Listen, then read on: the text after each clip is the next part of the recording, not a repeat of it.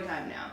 So we gonna get real deep real quick, and there is some sensitive topics, so if you might not be ready, just, you can just fast forward to this part. But I don't recommend it, but okay. Yeah, we're gonna get real deep. But the reason I even wanted to talk about this in general was because I'm putting myself out there right now. Mm-hmm. So again, I just told y'all I have history of having issues with this. So, but I really want someone that needs this to see it, because if I probably would have seen this when I was younger, it would have made like the world of difference. Mm-hmm. So we're gonna start. Sorry, Mom, if you're watching this. I know you're gonna watch it, but I gotta talk about it. So, actually, I'm gonna say sorry to everyone, because a lot of my closest family and friends that are gonna watch this don't know. So, when I was 13, I was in 8th grade, and that's when turmoil just happened. Partly just puberty and hormones, but there had been something wrong for a while, just self-esteem wise and everything. So 13, I began to cut. So I'm just gonna put that out there. No one really knows that, but like my really, really, really close friends. There's family, none of my family knows that. So except my mom, which we'll get into in a second. But so 13, I started cutting. I cut until, it was a while. Freshman year in college, when I got up to CSU, I was 18. I think I had reached like my first 3 months or something, or almost a year actually, without cutting, right before I went to CSU. A lot of people don't know this, but me going to CSU almost didn't happen because my mom found out about me cutting like right before that, and she freaked out, which I mean any normal parent would, because she didn't know, so she felt like a bad parent, which it had nothing to do with that. So she found out, and then the first thing she was like, do you want to see somebody? Do you want to go to therapy? So that's when therapy first came up, because she's like, why are you doing this to yourself? And I didn't know what to say. Like, I didn't know how to explain it in a way that would make sense to someone else. So, because I know a lot of people are like, they think of self-harm, and they're like, why would you purposely hurt yourself? And again, this is where we go to where I turn things inward. So me not acting out, I just took it in. And then when you take so much stuff in, you have to learn how to release it.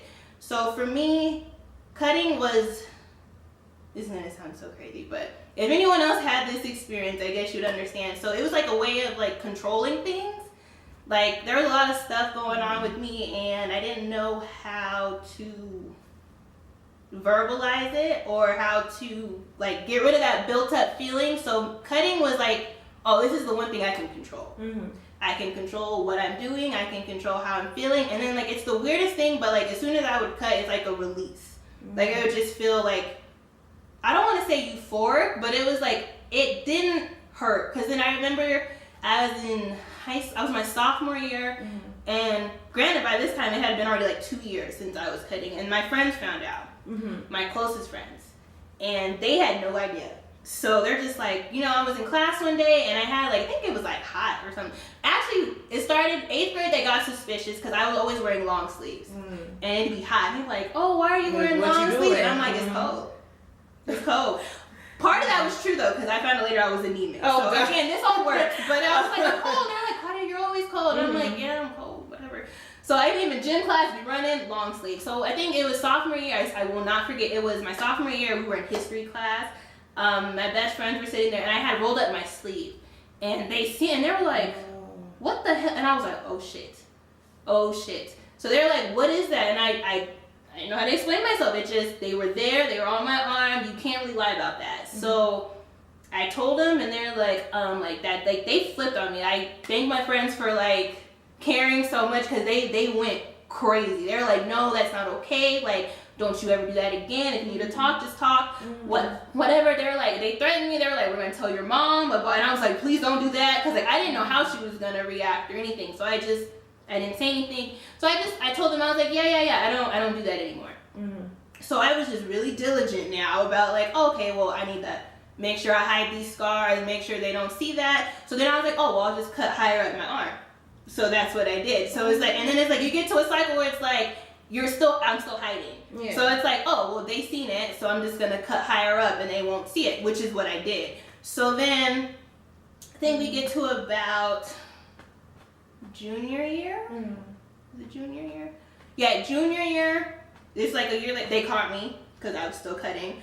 And they flipped again. And one of my closest friends at the time was like, yeah, this isn't like okay, we're just gonna tell your mom.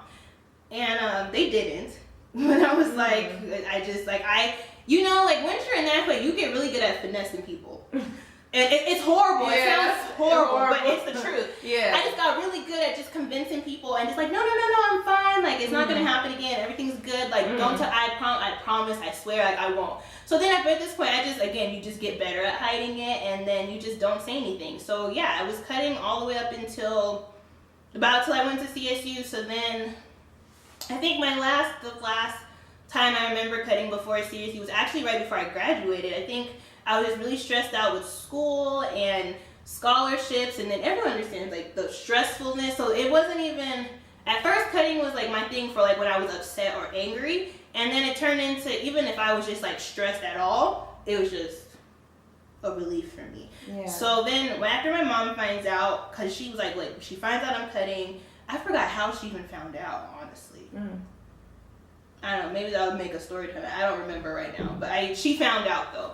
And then, so basically we get to the point in my house where we're hiding razors and we're hiding scissors and everything. Anything sharp, because my mom was like, you're not going to do this to yourself. Because I used to take the big razors and I would break them.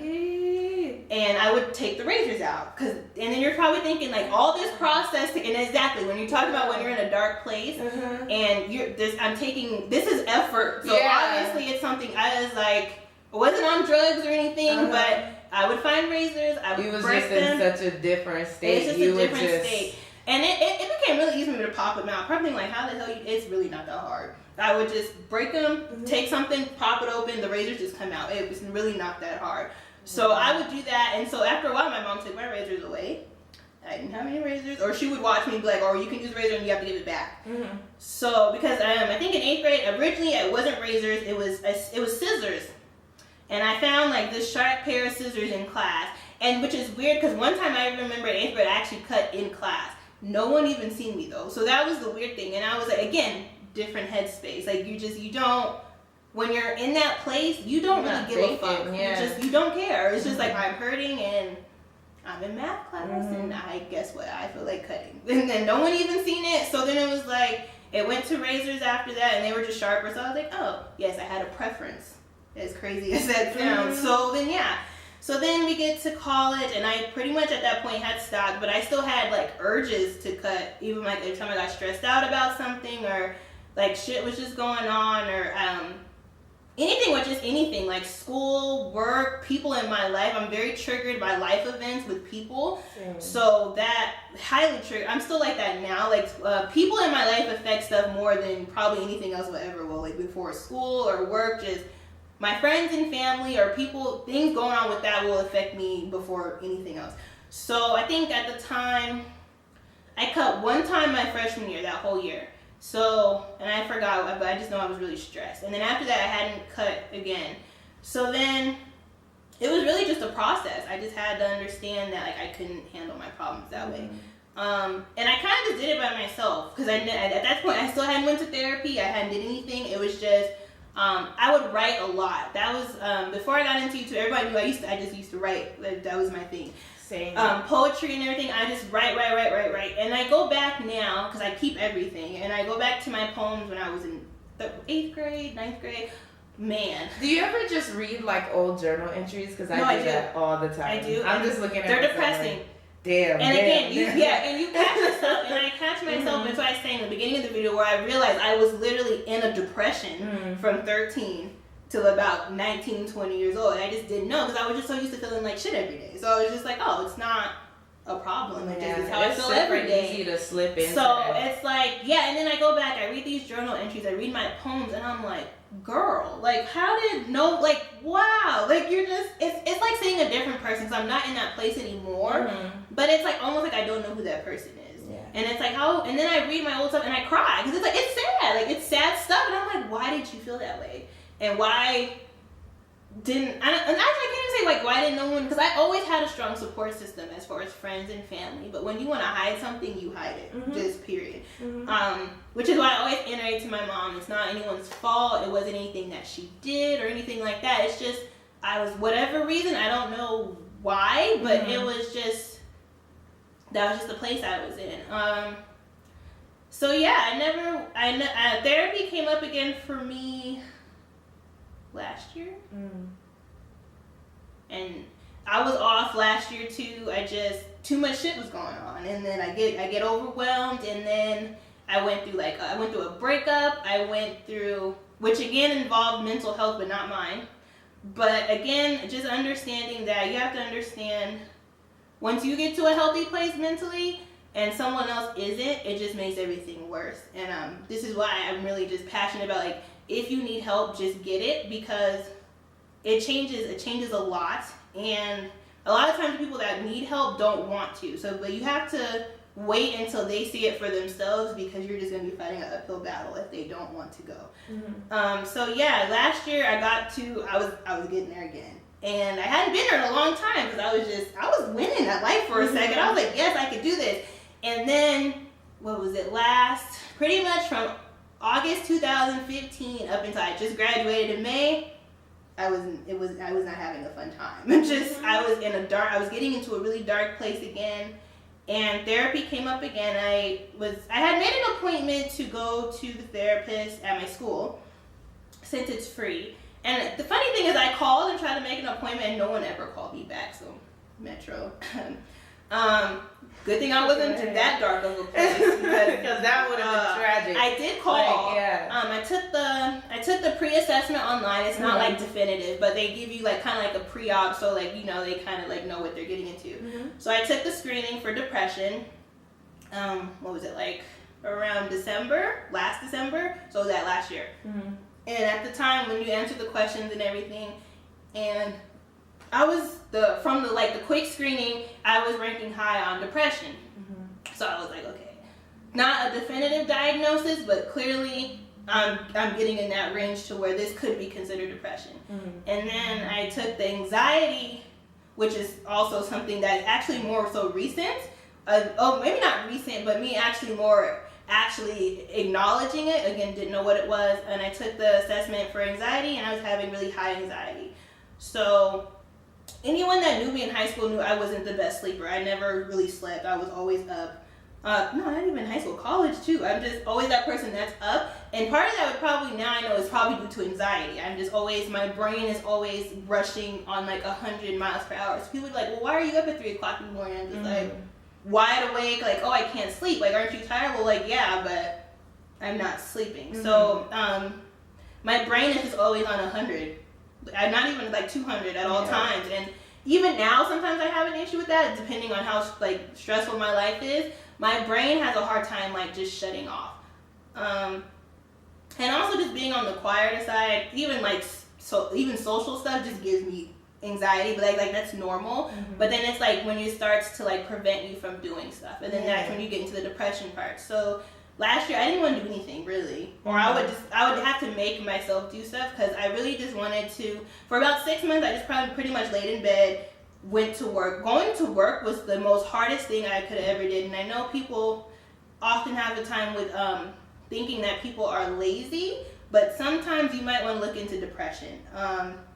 I had a hard time going to work pretty much all of last year. I was kind of just on autopilot just to get through the day, because if I like let myself just sink into it, I literally wouldn't have went to school. I wouldn't have went to work. I wouldn't have did anything. And to distract myself from my anxiety, I would work or I would go to school, which is pretty much why I'm always doing something, which is really weird. And I just realized that like 2 months ago, that I keep myself so busy, and I'm like, why do I feel the constant need to do stuff like at all times? It's because of anxiety, just at a random. I have my issues with anxiety myself. Dang, I was gonna jump in, but that was like so much. No shade, like it was heavy, but yeah, I think I guess it's my time to open up. Is it? You want to get real with the story time? I guess. I'm ready. No, I mean, I guess where my issues was, where I always felt like I could never defend myself, was because, damn, I'm gonna piss people off when I say this. I've told close friends, and I've always wanted to do a video on it, because I know that I may not be the only person that has gone through this, but maybe we'll record a video for her channel too. Yeah, I know, right? We will. But growing up, I always felt like the other person. I come from a blended family as well. I have my mom and I have my other mom, which is my stepmom. I call them both my mom because I'm very close to both of them. And I have my dad, of course, and I have my other siblings. And every time I would go visit my dad and my stepmom and my cousins, my brothers and sisters, I was always treated like an outsider because my stepmom didn't give birth to me. So it got to the point where it was very verbally abusive. And I just couldn't stick up for myself because in African households, I was gonna say, who the hell are you? I was like, highlight to my African subscribers and followers, or to the future ones that see this.